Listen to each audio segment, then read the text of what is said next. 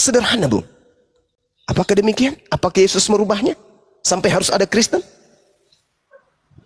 Yang tadinya haram menjadi halal, yang tadinya hari Sabtu menjadi Minggu, yang tadinya Elohim yang menjadi sembahan menjadi Yesus. Apakah Yesus mengajarkan itu? Tentu tidak. Lalu kekuatan apa yang ada di belakang Kristen ini? Yesus tak mungkin, Elohim tak mungkin, karena Elohim tidak pernah mengajarkan hal seperti itu. Yesus tidak pernah mengajarkan hal seperti itu. Lalu siapa yang ada di belakang Kristen sebenarnya?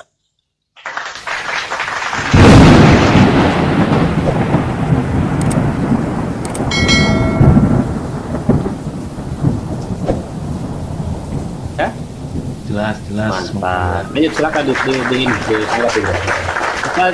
Assalamualaikum warahmatullahi wabarakatuh. Waalaikumsalam. Masya Allah. Waalaikumsalam warahmatullahi wabarakatuh. Lanjut Bro Adi, silakan Bro. Oke, terima kasih Bang Buya. Pertama-tama saya mengatakan kami di Kristen ini yang mengakui Kristus Yesus, bahwa kami ini disertai oleh Roh Kudus, disertai oleh Tuhan Yesus, dan disertai oleh Allah Bapa. Jadi kita mulai dari kitab Filipi pasal yang ketiga, tentang apa yang dikatakan Paulus, bahwasanya apa yang dahulu aku anggap satu keuntungan, ku anggap rugi, malah ku anggap sampah. Nah, jadi di sini kan Paulus itu punya latar belakang. Dulu Paulus itu adalah merupakan seorang pengajar kitab Taurat dari suku Yahudi. Nah, jadi sebagai pengajar kitab Taurat itu, dulu dia melakukan beberapa hal yang nggak benar. Contohnya, ketika ada orang yang percaya Yesus, dia langsung membentak-bentaknya, dia langsung mencaci makinya, ataupun dia langsung menganiaya orang-orang tersebut. Nah, jadi hal-hal yang demikianlah sebagai pengikut Yahudi atau pengajar hukum Taurat pada zamannya, itu yang dilakukan Paulus, dan itulah yang dianggap Paulus merupakan sampah. Juga dulu Paulus bangga, dia, aku sebagai orang yang bersuku Binyamin, orang Israel, aku ini mempunyai kasta yang tinggi, aku harus dihormati, harus begini, harus begitu. Itu ketika dia mengenal Yesus, hal-hal itu juga dianggapnya sebagai sampah. Jadi itulah yang dianggapnya sampah, bukan ajaran-ajaran Kristus sebenarnya. Jadi terkadang memang dalam memahami Alkitab ini kita harus betul-betul bersandar kepada Roh Kudus, gitu dia Bang. Jadi kalau kita nggak bersandar kepada Roh Kudus, kita ya bisa mempunyai pemahaman sendiri kan, gitu ya kan, seperti orang Kristen sendiri. Kalau kami di Kristen ini kan ada 3 denominasi, ada Kristen Protestan. Di Protestan sendiri ya, di Protestan sendiri kan ada 3 denominasi. Ada denominasi tradisional, ada denominasi Injili atau Pantekosta, ada denominasi karismatik. Jadi di 3 denominasi ini juga memiliki ajaran-ajaran yang sedikit berbeda. Gitu dia contohnya, ya kan. Di denominasi Protestan tradisional itu tentang puasa nggak diajarkan, sama sekali tidak diajarkan di denominasi Protestan tradisional. Tapi kalau kita masuk kepada denominasi Injili ataupun Pantekosta, hal itu mulai diajarkan dan dilakukan. Begitupun di karismatik. Oke, begini Bro Adi, biar tidak terlalu jauh ya dari pembahasan, begini Bro. Kita fokus ke ajaran Yesus Bro, yang ada di dalam Biblos. Jangan, nggak usah kita bawa denom lah, karena kita tahu sendiri terlalu banyak denom kalian ini kan. Nah tadi kan Gurunda menyinggung bahwasanya kalian ini adalah pengikut Paulus, penyembah Yesus. Nah coba Anda teliti Bro. Ingat, kasihlah Tuhan teosmu dengan segenap akal, pakailah akal sehatmu Bro. Ya jadi kita fokus ke ajaran Yesus aja Bro, biar lo kan selalu mengklaim lo adalah pengikut Yesus. Nah coba kita teliti data-data di Biblos, apakah benar kamu ini pengikut Yesus atau justru kamu ini adalah pengikut Paulus, begitu Bro ya. Fokus ke sana dulu Bro, silakan lanjut Bro. Oke Bro, tadi kan aku udah sampaikan bahwasanya dalam 1 Korintus pasal 11 ayat 1 itu, kalau kita menjadi pengikut Paulus, secara otomatis kita menjadi pengikutnya Kristus. Kan gitu dia, bro. Nah, jadi apa yang diajarkan oleh Paulus itu merupakan ajaran-ajaran yang diterima Paulus dari Kristus. Nah, bukan ajaran-ajaran dari kepintaran dia, ataupun kecerdasan dia, ataupun pengetahuan dia tentang hukum-hukum Taurat, ataupun ajaran-ajaran Farisi, ataupun ajaran-ajaran ahli-ahli Taurat saat itu, kan gitu. Tapi itu adalah hasil penerimaan wahyu yang diberikan Allah kepada Paulus, yang diterimanya dengan berbagai cara, baik dengan cara dia menerimanya lewat mimpi, baik menerimanya lewat penyataan roh ketika dia berdoa, ya kan? Jadi ada berbagai cara yang dapat ia alami untuk menerima kebenaran-kebenaran itu untuk disampaikan. Gitu dia, Bro Buya. Siap. Terima kasih, Bro Adi ya. Silakan Fadol, Gurunda. Iya, baik. Jadi gini, saudara. Kalau di Islam itu menyikapi apa yang Kristen hari ini lakukan, yang kami jadikan rujukan dan sandaran itu adalah Al-Quranul Karim, yang menerangkan kepada kami umat Islam tentang tipikal orang-orang kafir. A'udzubillahi minasyaitonirrajim. Iyad'una min dunihi illa inatha wa iyad'una illa syaitanan marida. Al-Quran kami menerangkan tentang kalian. Yang kalian sembah selain daripada Tuhannya umat Islam itu tak lain adalah berhala, inasan, iblis. Dan kalian tidak lain hanyalah menyembah iblis yang durhaka. Itu kata Quran saya nih. Saya ulang lagi. Itu kata Al-Quran saya ketika berbicara tentang kalian. Orang-orang kafir yang kalian sembah itu adalah iblis, setan yang durhaka. Mari kita buktikan. Apakah Al-Quran saya itu betul? Anda menyembah iblis? Mari tanya Bible. Hei Paulus, ya paman, apa sih yang kau ajarkan kepada orang-orang Kristen ini? Paulus ternyata mengajarkan agar orang Kristen menjadikan Paulus itu sebagai teladannya. 1 Korintus 11 nomor 1. Jadilah pengikutku, kata Paulus nih. Sama seperti aku menjadi pengikut Kristus. Dia tidak berani mengatakan sama seperti aku ini adalah pengikut Yesus. Dia berkata, sama seperti aku ini adalah pengikut Kristus. Sedangkan, kalau dia mengatakan sama seperti aku menjadi pengikut Kristus, Yesus yang datang di tengah-tengah Bani Israel, tidak pernah mengajarkan dirinya untuk disembah. Tidak pernah mengajarkan dirinya adalah Tuhan, yang nuzul menjadi manusia. Dia adalah Tuhan yang turun kemudian membatasi dirinya untuk menjadi manusia. Itu tidak. Mana buktinya? Yohanes 8 nomor 42. Aku datang di atas muka bumi ini bukan atas kehendakku sendiri. Itu Yesus. Itu Yesus yang datang sebagai penginjil di tengah-tengah Bani Israel. Nah, mari kita lihat yang dikatakan oleh Al-Quran. Wa iyad'una illa syaitanan marida. Mari kita lihat. Coba Anda baca Kolose 2 nomor 9. Tubuh Yesus kepenuhan Tuhan. Oke? Tubuh Yesus kepenuhan Tuhan. Itu kata Paulus. Lihat di Filipi 2 nomor 6, nomor 7, nomor 8. Tuhan turun ke bumi tidak mempertahankan ketuhanannya, melainkan mengosongkan diri. Coba.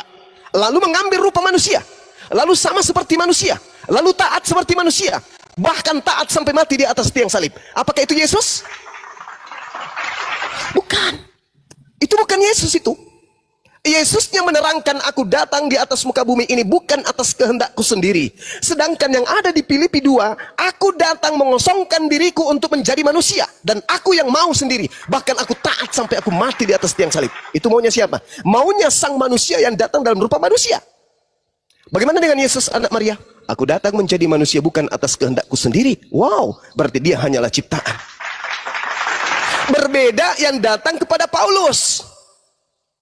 Dia adalah Tuhan. Dia adalah dewa yang datang ke muka bumi, mengambil rupa manusia, tidak mempertahankan kedewaannya, melainkan mengambil daging dan menjadi manusia, sama seperti manusia, bahkan taat sampai mati di atas tiang salib. Mati, bangkit pada hari ketiga untuk menjadi Tuhan bagi orang Kristen. Al-Quran mengatakan, wa iyad'una illa syaitanan marida.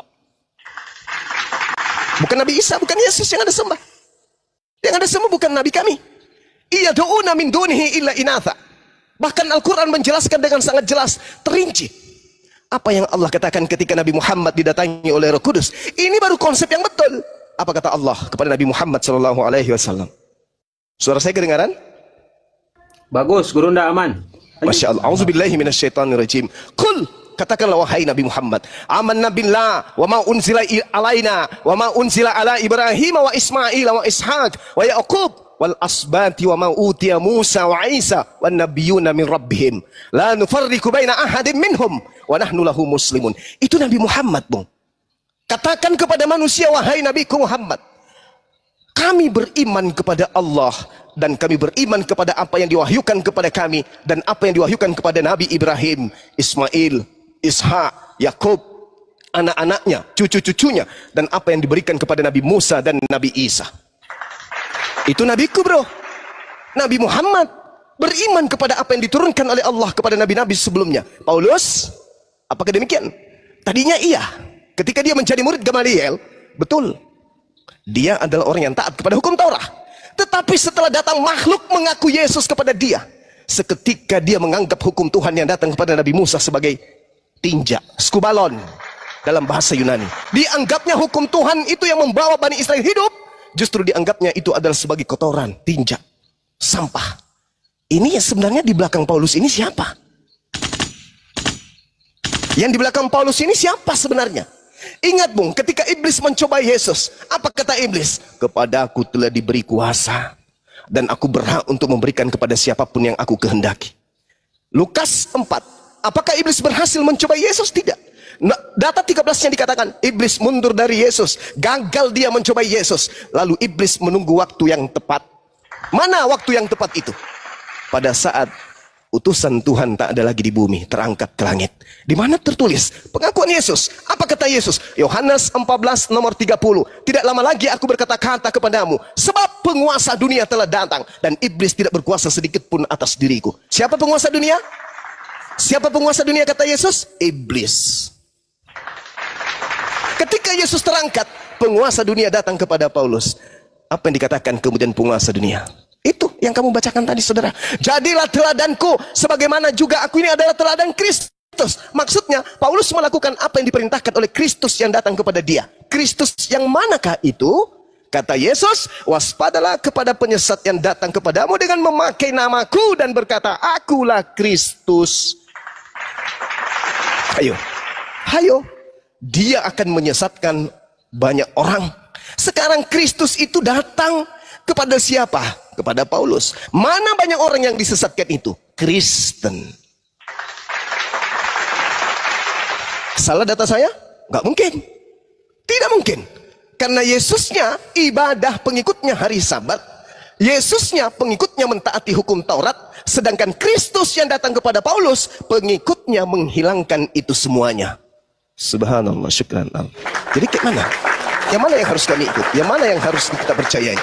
Yesus yang mengatakan waspadalah kepada penyesat yang datang mengaku nama Yesus dan berkata akulah Kristus dan menyesatkan banyak orang, atau percaya kepada Yesus yang berkata aku diutus hanya kepada domba yang hilang dari umat Israel. Mana yang harus kita percaya? Yesus kah atau Paulus? Saya kira begitu, saudara. Saatnya Anda memilih mana yang benar-benar berasal dari Yesus anak Maria, mana yang berasal dari Kristus yang Yesus nubuatkan sebagai penyesat dan akan menyesatkan banyak orang. Demikian. Silakan. Masya Allah, Gurunda, luar biasa. Silakan Bro Adi. Apakah Anda masih ingin tetap menjadi pengikut Paulus? Ayo bantah terus Bibelmu, Adi. Bro. Assalamualaikum warahmatullahi wabarakatuh. Waalaikumsalam warahmatullahi wabarakatuh. Pak Kaisar. Silakan Bro Adi, silakan. Waalaikumsalam warahmatullahi wabarakatuh. Terima kasih Bang Buya, terima kasih Bang Juma. Mau dibantah lagi biblosnya, Bro? Silakan, Bro. Iya. Gini, ya kan. Pertama-tama banyak juga ini penonton Bang Buya ini ya kan, 2,1K katanya ya kan. Mantap. Iya, dan ingat bro, kami di sini buka koma untuk membantu program pemerintah yaitu mencerdaskan anak bangsa. Ya, coba pakai akal sehatmu, Bro. Silakan ditanggapi, Bro. Oke, Bro Buya. Gini sebenarnya kan, kalau kita baca tentang Paulus di kitab Kisah Para Rasul, sebenarnya udah jelas yang mendatangi Paulus itu adalah Tuhan. Tuhan yang di sini yang dimaksud adalah Tuhan Yesus. Kan gitu dia kan. Kenapa saya bilang Tuhan Yesus? Karena ada dalam ayat yang selanjutnya, ya kan, ayat yang ke-15 dikatakan, tetapi firman Tuhan, ayat yang ke-13, jawab Ananias, Tuhan, dari banyak orang telah kudengar tentang orang ini, betapa banyaknya kejahatan yang dilakukannya terhadap orang-orang kudus-Mu di Yerusalem. Dan ia datang kemari dengan kuasa penuh dari imam-imam kepala untuk menangkap semua orang yang memanggil nama-Mu. Firman Tuhan. Tetapi firman Tuhan kepadanya, pergilah, sebab orang ini adalah alat pilihanku untuk memberitakan namaku kepada bangsa-bangsa lain, serta raja-raja dan orang-orang Israel. Jadi dari ayat-ayat yang ada ini, iya kan, saya sebagai umat Kristen sangat meyakini, iya kan, bahwasannya apa yang ada di belakang Paulus, apa yang ada di dalam Paulus itu adalah Roh Kudus, Roh Kristus, dan apa yang diterimanya sebagai pengajaran itu berasal dari Allah Bapa, dari Roh Kudus, dan dari Tuhan Yesus sendiri. Aduh, Gurunda kacau, Gurunda ini doktrinnya sudah kental kali ini, bahaya ini.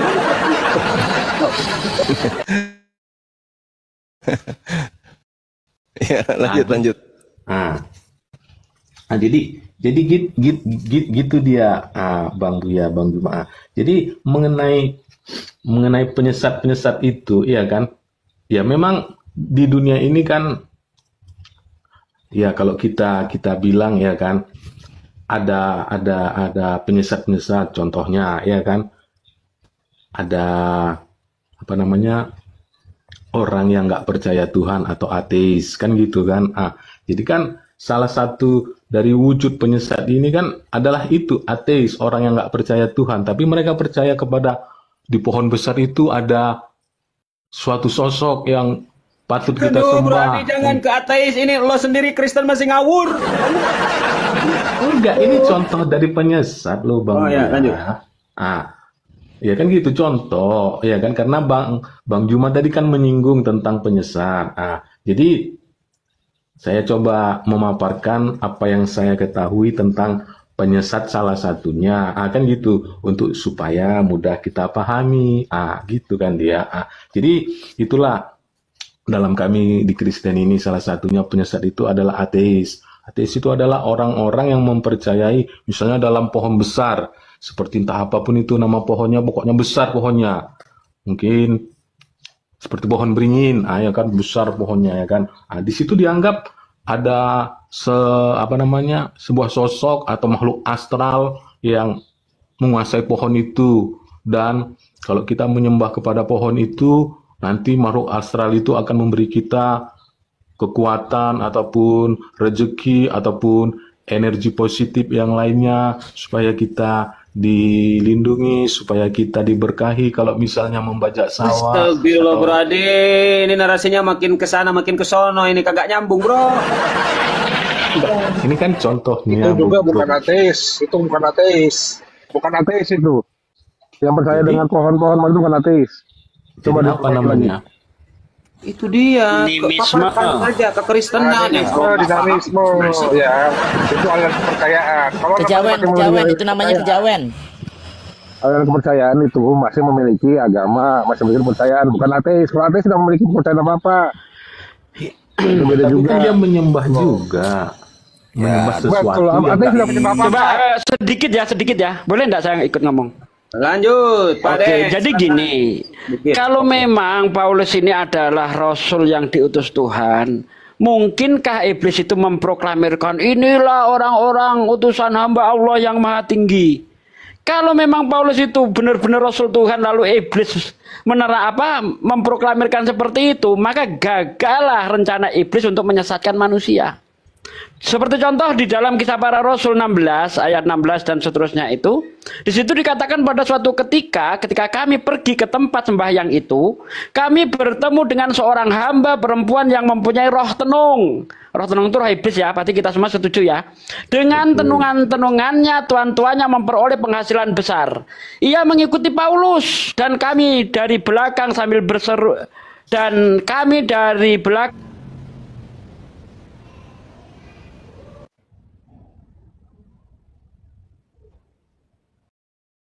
matan. Hal itu dilakukannya beberapa hari lamanya, tetapi ketika Paulus tidak tahan lagi akan gangguan itu, ia berpaling dan berkata kepada roh itu, demi nama Yesus Kristus, aku menyuruh engkau keluar dari perempuan ini. Seketika itu juga keluarlah roh itu. Nah, aneh kan? Masa ada utusan Tuhan tapi yang memproklamirkan iblis? Ini nggak matching, bos. Aneh, Pak De. Aduh, aneh ini. Apakah iblis menghendaki semua manusia itu benar, atau iblis menghendaki manusia itu sesat? Kalau iblis menghendaki manusia sesat, ya tidak mungkin akan memproklamirkan Paulus, sementara Paulus adalah utusan Tuhan. Tetapi karena Paulus ini bukan utusan Tuhan, maka wajarlah iblis memproklamirkan seperti itu supaya orang percaya dengan dia. Ingat, iblis adalah bapa segala dusta, pembunuh manusia sejak semula. Ini jelas sekali bahwa Paulus adalah penyesat dan pendukungnya adalah iblis. Lanjut lagi Juma. Masya Allah, barakallah Pak De. Ya begitu ya pasienku Bro Adi. Cobalah Anda pakai akal sehat Anda saya ya. bisa membantah sebentar ya. Oke boleh, tapi sebelumnya Bro izin sebentar. Iwan Pilah saya terpental. Di bawah banyak tentara Romawi sambil di tap. Teman-teman yuk tap layar teman-teman. Tap. Oten di bawah bantu tap. Biar hidup kalian agak ada gunanya. Silakan tap Oten. Silakan Bro. Iya, saya akan coba menanggapin apa yang dikatakan oleh Bang Sugi ya, Bang Sugi. Gini Bang Sugi. Di dalam Alkitab kan juga ada dituliskan bahwa iblis sanggup menyamar menjadi malaikat terang, ya kan? Itu pertama. Yang selanjutnya kita masuk kepada Kisah Para Rasul ini kan, Kisah Para Rasul pasal 16. Jadi di sini ya kan, Paulus ini melakukan perjalanan pelayanannya ke suatu kota ataupun ke suatu desa yang namanya Filipi. Jadi ketika melakukan pelayanan ke daerah ini, dia menjumpai sosok perempuan yang bernama Lydia. Sosok perempuan ini ketika dia jumpai, ketika dia ceramahi, ketika dia ajari tentang tentang Kristus, perempuan ini langsung percaya. Karena perempuan ini langsung percaya, mungkin beberapa penduduk di kota itu juga ikut-ikutan percaya. Tapi di kota itu juga ada seorang dukun lah kita bilang kan, ahli tenung, ya kan? Kalau di Indonesia kan ahli tenung kita nggak mengerti gitu kan? Kita anggaplah dukun, ya kan? Ataupun paranormal. Jadi Lydia ini roh tenung bukan? Lydia ini memiliki roh tenung bukan? Lydia bukan. Bukan. Oke, lanjut. Kirain yang memiliki roh tenung. Bukan. Lanjut. Jadi di daerah Filipi itu kan ada seseorang yang memiliki roh tenung. Kita bilang tadi, aku bilang tadi kan dukun atau paranormal. Dukun ini udah merasa terganggu karena ada ya mungkin salah satu atau beberapa pengikutnya nggak lagi ngikut dia gitu kan. Jadi dia datangi Paulus, ditrennya lah pakai ilmunya. Pertama pakai ilmu setan kober, ya kan? Kalau ilmu setan kober kan, kalau dikirim ke orang, orang bisa muntah darah, ya kan? Kali bro. Enggak loh, kita intinya saja gini loh. Kira-kira kalau roh tenung itu membenci Paulus, ya karena pengikutnya sudah banyak yang percaya gitu. Kira-kira dia justru menjelek-jelekkan Paulus atau justru memproklamirkan Paulus bahwa dia adalah Rasul Tuhan? Enggak, kan gini. Loh kan enggak katanya. Dengar dulu kan. Gini gitu. Lagi, pada Sugi gini lagi. Lanjutlah. Kan gini ceritanya, ya kan? Sampai mana tadi saya lupa. Jadi kan gini ceritanya. Jadi dukun ini kan merasa dirinya emosi gitu kan. Karena emosi kan dia punya ilmu, ya kan. Dia punya ilmu ya, contoh ilmunya itu yang ada padanya. Apa weh? Dihubungin orang kau kan. Lanjut. Oke, saya lanjutkan 5 menit lagi lah. Bro Adi ini penyakitnya susah kali, makin parah. Gimana coba? Ini mau kemana? Saya lanjutkan 1-2 Arah menit Mufti mau lagi. kemana? Saya Lanjut. lanjutkanlah 1-2 menit lagi ya kan. Jadi setelah dukun-dukun itu dukun-dukun itu merasa terganggu, dia mendatangi Paulus. Paulus tetap bersikukuh bahwa dia harus percaya Yesus. Jadi karena dia udah nggak punya argumen lagi, dia menyatakan itu kepada Paulus. Kamu adalah pengikut Kristus. Dia adalah pengikut Kristus yang harus kita ikuti. Gitu dia, Bang Sugi, intinya. Jadi saya permisi dulu lah ya. Iya bro, kuatkan ya. Tetaplah Anda menjadi pengikut Paulus. Bantah terus biblosmu bro. Ya. Puji Tuhan, puji Tuhan. Tuhan memberkati kita semua dalam kebaikan. Amin. Oke, lanjut. Yuk. Ya, Tuhan Yesus betul. Tuhan Yesus memberkati. Orang kesel, orang benci, malah memproklamirkan. Ini gimana cerita aja gitu loh. Ya, mungkin lagi Juma dulu sama Gurunda ya, sebelum nanti ada pasien berikutnya yang naik. Silakan Gurunda foto. Masya Allah. Jadi kita lihat ya sahabat-sahabat sekalian, di dalam Al-Quranul Karim ketika Nabi Muhammad SAW itu kemudian diolok-olok, dihinakan oleh kaumnya, dianggap gila beliau, Allah Subhanahu wa taala menjelaskan kemudian, a'udzubillahi minasyaitonirrajim, wa ma ya'tihim mir rasulin illa kanu bihi yastahzi'un. Setiap kali seorang rasul datang kepada mereka, mereka selalu memperolok-olok rasul tersebut. Dan Allah menjelaskan di Al-Qur'an surah Al-Hijr, surah yang sama di ayat 39, qala rabbi bima aqwaitani la usayyinanna lahum fil ard wa la ughwiyannahum ajma'in. Iblis berkata kepada Allah, Tuhanku, oleh karena engkau telah memutuskan bahwa aku sesat, aku pasti akan jadikan kejahatan terasa indah bagi mereka di bumi. Dan aku akan menyesatkan mereka semua. Itu sumpah iblis di hadapan Allah. Jadi Allah kemudian menceritakan hal ini kepada Nabi Muhammad. Untuk apa? Untuk Nabi Muhammad kemudian ceritakan litubayyina linnasi kepada seluruh umat manusia, termasuk kepada Kristen melalui kita para apologet Islam, untuk mereka sadar bahwa sesungguhnya iblis itu akan menjadikan sesuatu kejahatan terasa indah, karena iblis memang sudah bersumpah di hadapan Allah dalam Al-Quran surah An-Nahl ayat 63. Tallah, itu firman Allah, Tallah laqad arsalna ila umamin min qablika fazayyana lahum syaitan a'malahum fahuwa liyuhum yawma walahum azabun alim. Itu kata Allah. Demi Allah, sungguh aku telah mengutus rasul-rasul kepada umat-umat sebelum engkau, wahai Nabiku Muhammad. Tetapi iblis menjadi terasa indah bagi mereka, menjadikan terasa indah bagi mereka perbuatan mereka yang buruk itu. Sehingga iblis menjadi pemimpin mereka pada hari ini, dan mereka akan mendapat azab yang sangat pedih. Jadi kalau tadi saudara kita itu selalu menyebut Yesus, Yesus, Yesus, Yesus, ujung-ujungnya kan di dalam Matius 7 nomor 22, 23 mereka diusir.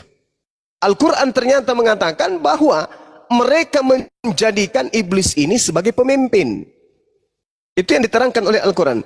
Allah laqad arsalna ila umay min qablika fazayyana lahumus syaitan a'malahum fahuwa waliyuhum yawma walahum azabun alim. Jadi mereka menjadikan iblis ini sebagai pemimpin. Nah, kita lihat pengakuan daripada penulis Bible. Markus 8 nomor 31, mereka membunuh Yesus. Yesus dibunuh. Markus 9 nomor 31, Yesus dibunuh. Markus 10:34, Yesus diolok, Yesus diludahin, Yesus disesah, dan Yesus dibunuh.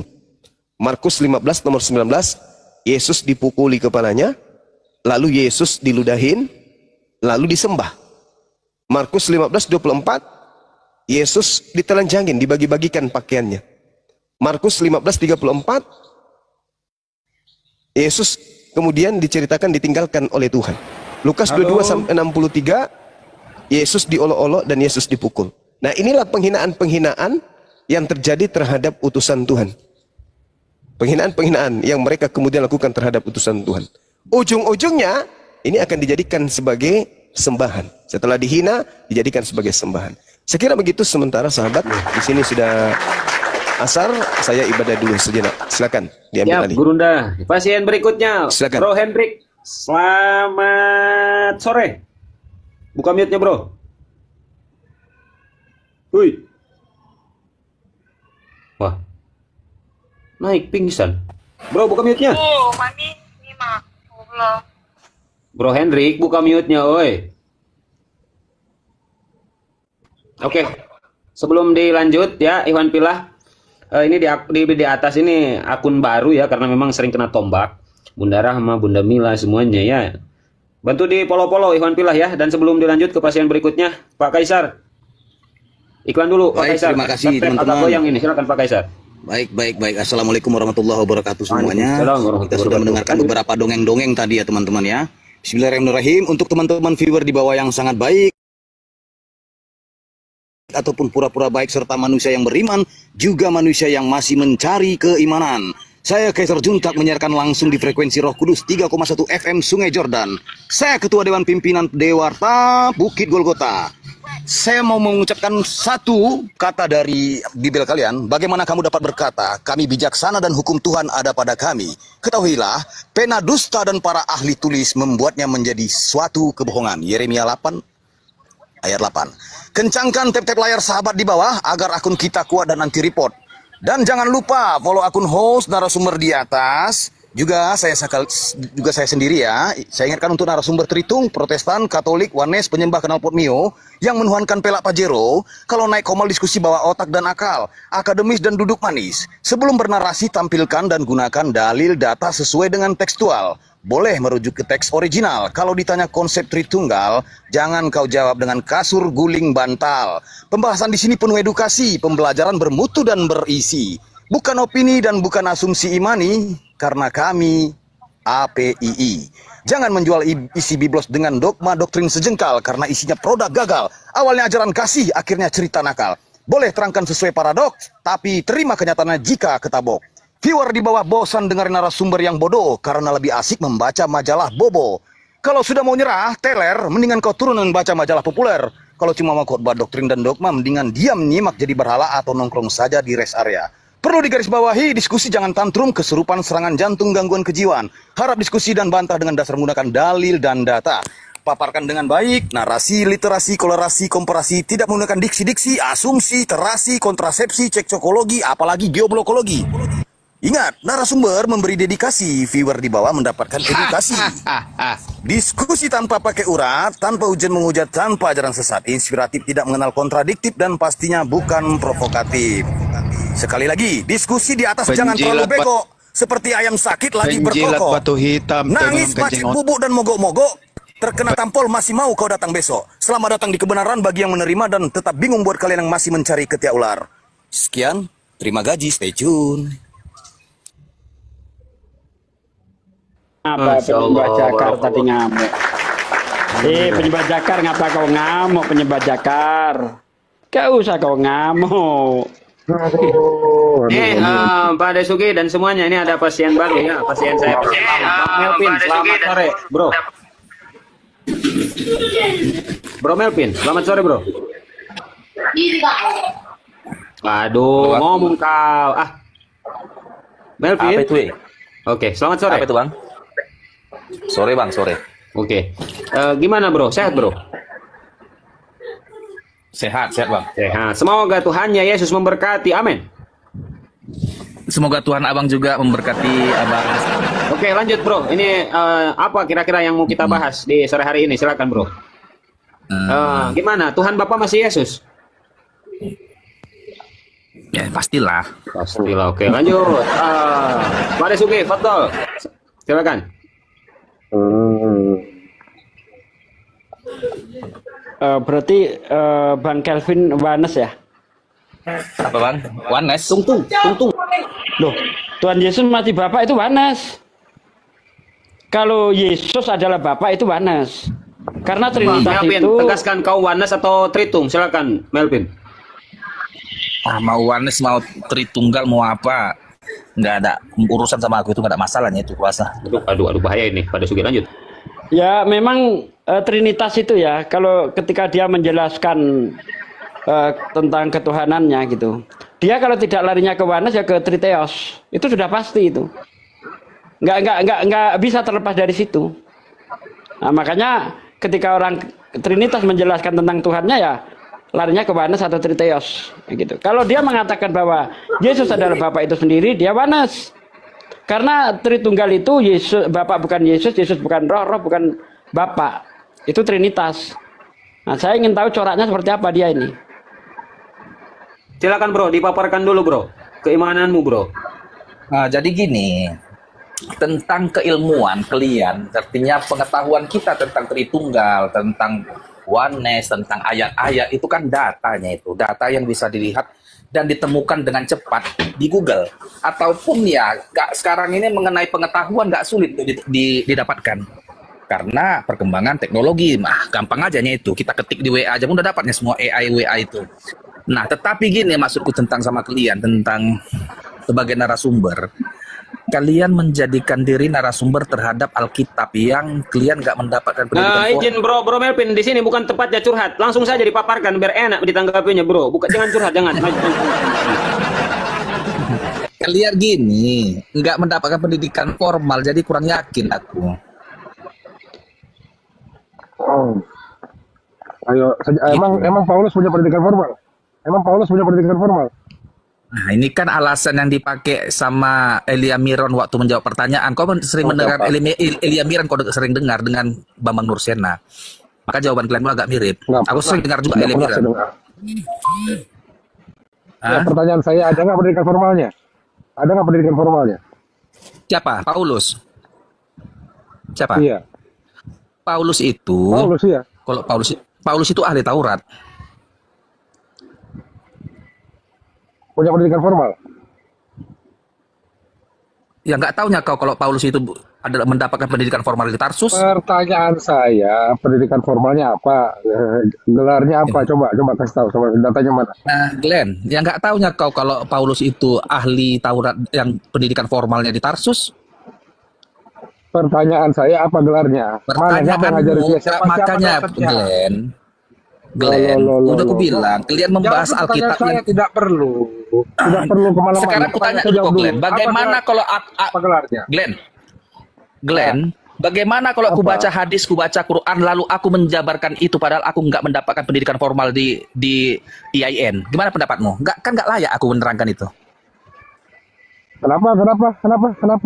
Coba sekarang bang, Glenn, gini, aku belilah Quran, aku beli hadis. Oke. Layak aku menerangkan itu, aku sebagai ahli padahal aku nggak mendapatkan pendidikan formal di bidang itu. Kenapa jauh-jauh emang Anda tahu bahasa asli Bible? Anda ngerti, Anda bisa menjabarkan bahasa asli Bible. Sekarang, kalaupun Quran itu bahasa Arab, kan ada translate-nya di bawahnya itu. Nggak sulit itu. Nggak usah jauh-jauh. Ya udah kita bahas terjemahan kalau gitu. Lalu, nah begini dia. Kalau aku patentengan menerangkan itu kan nggak layak karena aku nggak mendapat pendidikan formal. Di bidang udah gini aja, kamu naik ke sini mau diskusi atau enggak gitu aja loh. Kalau mau diskusi ya diskusi, udah. Kalau enggak aku ya mau turun. diskusi tapi tentang keislaman kok, tapi kalian ahli di bidang keislaman gitu maksudku. Tentang keislaman. Dua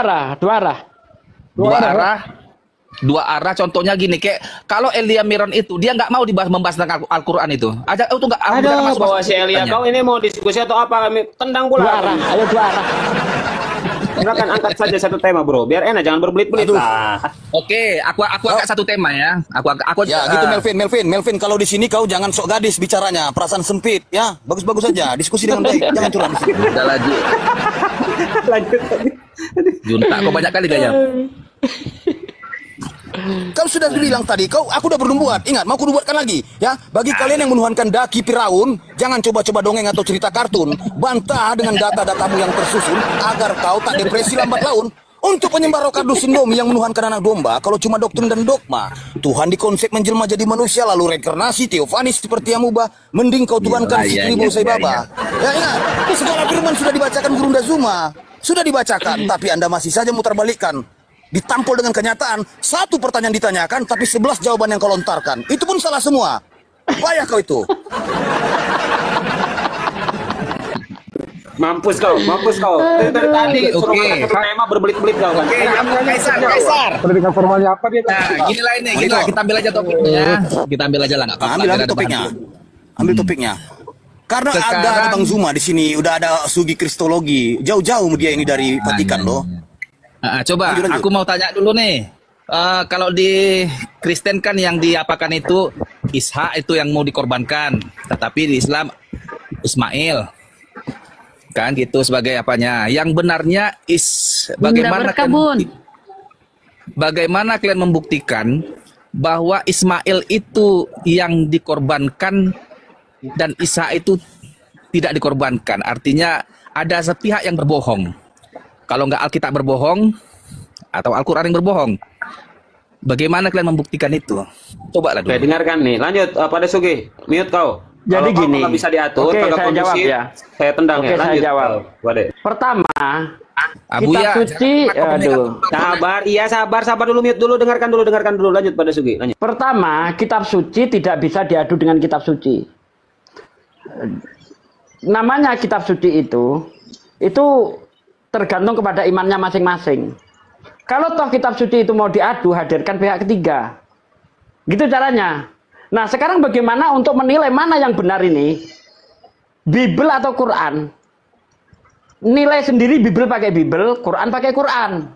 Cari kontradiksinya di Quran, adakah kontradiksi tentang cerita itu? Nah, sekarang kita cari juga di Bible, adakah cerita yang tidak sesuai? Nah, saya melihat ketika saya baca Bible, kenapa saya tidak percaya dengan yang diceritakan Bible? Karena ada sesuatu yang menurut saya itu tidak matching. Contoh nih, Ismail itu dilahirkan ketika Abraham umurnya 86 tahun. Anda baca di dalam kitab Kejadian 16 ayat terakhir. Kemudian Ishak itu dilahirkan pada waktu Abraham umurnya 100 tahun. Anda baca kitab Kejadian 21 ayat 4 dan seterusnya. Nah, ketika Ismail diusir, Kejadian 21 ayat 15 dan seterusnya, Ismail masih bayi. Ya, apa yang dikatakan di situ? Kemudian Abraham mengambil sekeribat air, ya, lalu menaruh di bahu Hagar beserta anaknya. Nah, bagaimana mungkin kitab seperti ini mau kita jadikan sebuah kebenaran kalau ceritanya aja ngaco? Ada anak umur 16 tahun atau 17 tahun, tapi diperlakukan seperti bayi. Nah, saya menengok dari sini. Nah, coba sekarang Al-Quran, mana yang tidak matching antara ayat Quran dengan ayat Quran? Baru ketemu nanti. Kemudian, kalau kita lihat di dalam kitab Kejadian, ayat 22, di ayat-ayat terakhir itu juga, setelah pengorbanan Ishak, mereka kembali ke Beersheba. Kenapa nggak kembali ke Hebron? Kalau memang yang dikorbankan adalah Ishak. Tapi kembalinya kemana ke mereka? Ke Hebron. Ke Beersheba. Tempatnya siapa di Beersheba? Tempatnya Hagar. Nah, sementara Sarah di Hebron. Kenapa Ishak nggak dikembalikan ke ibunya sana? Kenapa malah ke Hebron? Beersheba. Ini saja sudah terjadi simpang siur, terutama mengenai masalah kisah Ismail yang diusir itu. Anak umur 16 tahun diperlakukan seperti bayi. Aneh. Bahkan ketika air yang dikeribat itu habis, anak itu dibuang ke semak-semak. Nah, anak umur 16 tahun dibuang ke semak-semak. Gimana sih akalnya ini?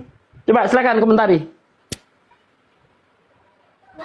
Gini, Bro, yang nyambung ya menanggapinya. Gini. Yang nyambung, silakan. Bro. Aku kadang melihat kalian ini nggak konsisten. Artinya, Kan curhat lagi. Tanggapin bro. Lanjut. Kok gini? Bilang tadi berarti secara tidak langsung Sugi ini menyatakan Alkitab telah berbohong, kan begitu? Ya Pak Sugi.